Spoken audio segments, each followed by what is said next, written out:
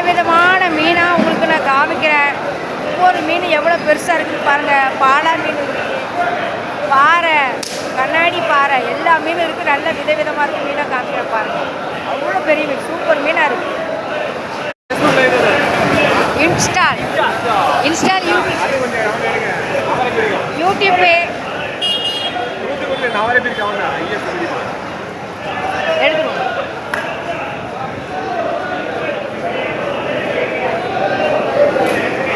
பாருங்கள் ஃப்ரெண்ட்ஸ், பாலா மீனை பாருங்கள் எவ்வளோ பெருசு பெருசாக இருக்குது. இங்கெல்லாம் பார்க்கறதுக்காக தான் நான் வீடியோ பிடிச்சிட்டு இருக்கேன். பாருங்கள் ஜம்முன்னு இருக்கா பார்த்தீங்களா?